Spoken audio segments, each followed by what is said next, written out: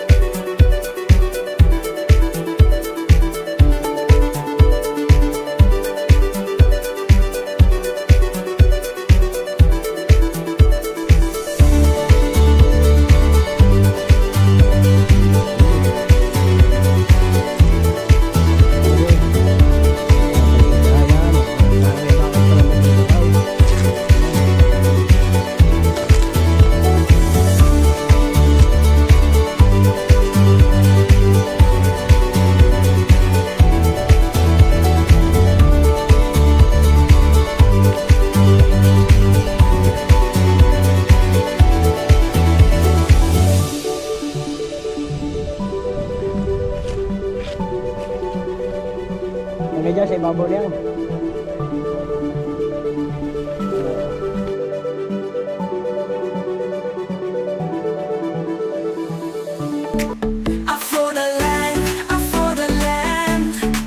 Kalidad na trabaho, serbisyo garantisado.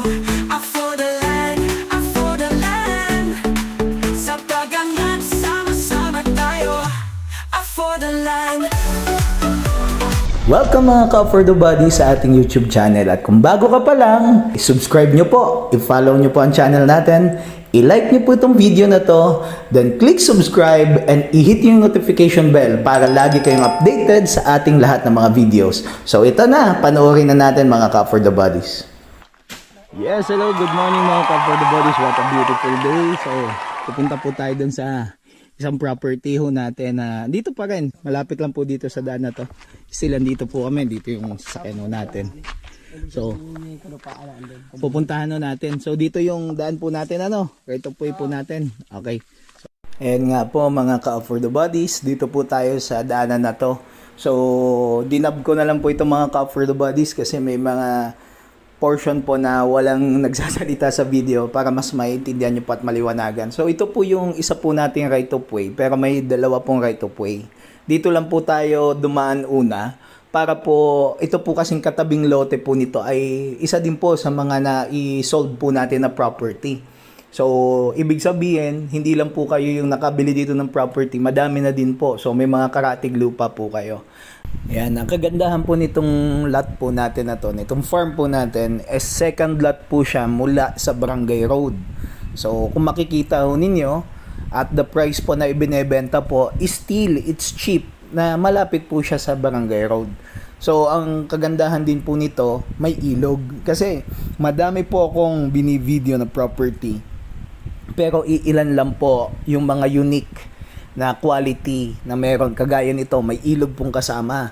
So hindi po lahat may ilog kasama. Yung iba spring lang, yung iba po meron lang pong bukal. Ayun na nga, spring na nga nabanggit ho natin. Yung iba sapa lang ang meron, pero ito ilog po talaga yung kasama po niya. So bibihira yung ganon. It is one of the unique quality of this property. Then second thing po, syempre alam natin, kaya po pag mga bihira po, medyo yon, dinudumog po talaga ng mga naghahanap ng mga ganitong klaseng farm. Kasi pag may ilog, may water supply, given po yung mga pananim po natin matataba. Secondly, pag naggulayan ka, meron ka pagkukunan ng tubig, and kung gusto mo namang gawing resort, meron po kayong pwedeng paliguan. So yun yung mga advantage, at natural po yan dito sa property natin.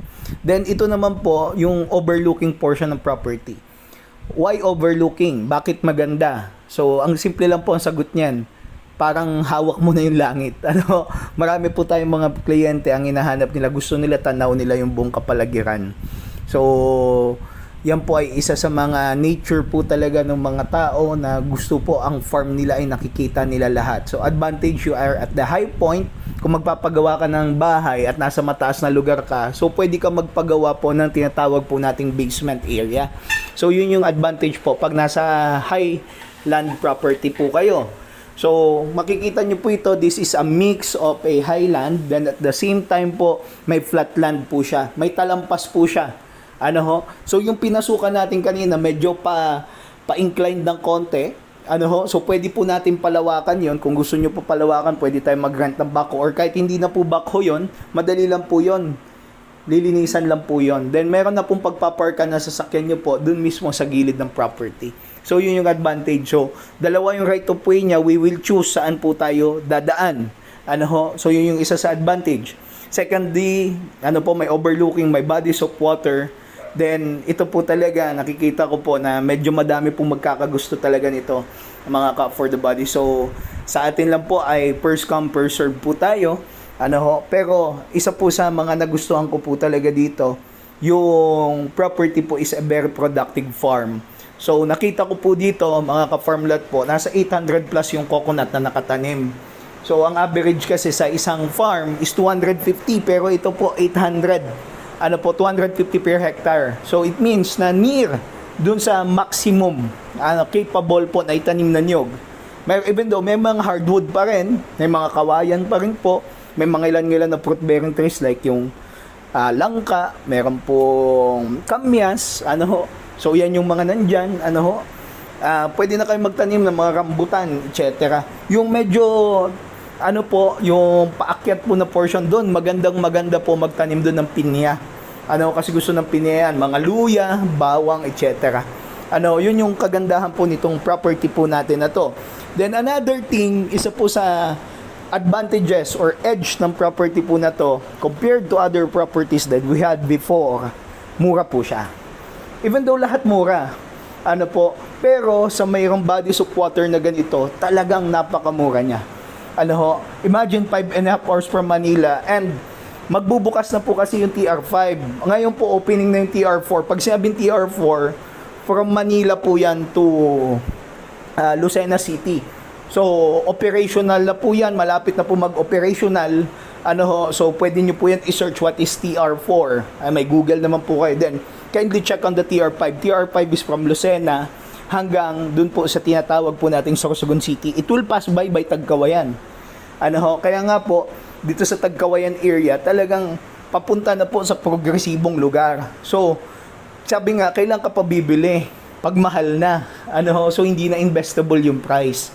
So, kagaya ng nangyari po in Laguna area, Batangas area, there are so many clients that asking me regarding those areas for investment only. So, ang simple lang naman po ang sagot ko dyan. For me, if I'm the investor, mag-i-invest po ako dun saan sa mura, na kung saan at the time goes by, magkakaroon po ng ng pagtaas yung presyo ng lupa. Ibig sabihin, yung perang nilagay ko, tumutubo siya. So, that is one of the best when it comes sa lupa. Appreciating po yung value niya. Never nag-depreciate. Never bumaba. So, ito po yung drone shot po natin, mga ka for the bodies. Ayan, ito po yung road. Ano ho? So, meron pong first lot na nasa harapan, may right of way naman po tayo. Next lot po yung atin. Ano po? So ayan, makikita nyo, napakaganda po nito, Cup for the Body. So, agapan lang po ninyo. Yung iba nangihinayang, tumatawag po sa akin, Sir, sayang, nabili na po yung property. Bakit ganun, sir? Ang bilis mabenta ng property. So actually, binibenta po kasi natin siya at the seller's price. Ano ho? So kung ano yung presyo ni seller, yun yung selling price po natin. Ano ho, bahala na po kayo, mga ka-farm lot po natin. Ano, makakausap nyo naman po yung mga seller po natin. Ano ho, so basta tawag lang po kayo, yung number po natin nandyan sa upper right hand corner ng screen po natin. Ano ho, so this farm lot is a overlooking farm, then at the same time may body of water, malapit sa kalsada, almost 1 kilometer from National Highway. Ano po, nasa 8 minutes drive to 10 minutes drive itong property na to. One of a kind po siya. Each property has unique quality. Mayroon pong unique characteristics yung bawat property. So, ito po, unique din po siya compared to the others. Ano, tapos medyo malaki yung ilog niya talaga. Ano, yun yung nagustuhan ko po dito, yung ilog niya. Mga ka-for the bodies. Kung gusto nyo gawing exclusive, it's up to you po. Para sa inyo lang, pwede nyo paliguan, i-develop into resort, maging family area po ninyo, ng buong pamilya nyo. Ito po isa ideal po para sa inyo. So, kagaya nung nakabili po dun sa Karatig, tuwan-tuwa ho siya. Napakamura ng nabili niya. So, then hopefully, kayo po, mamurahan din po kayo, Ngayon po talaga, so now, even the capital gain tax is increasing, yung zonal value tumataas na po dito sa Tagkawayan, kasi nga po we all knew time will come that Tagkawayan will be a future Laguna and Batangas area. Kagaya nung nangyari po sa Laguna and Batangas, pag dinaanan na po ng expressway, immediately po talaga tataas yung presyo. So mga Call for the Buddies, maraming salamat po sa panonood nitong video na to, at tanging sa Diyos lang ang kapurihan. Mga Call for the Buddies, sa susunod na video, abangan nyo po kami. So, message nyo lang po kami. Andito contact number details po natin. And see you po again sa ating next video. Sa uulitin, God bless everyone. Have a great day. Bye-bye.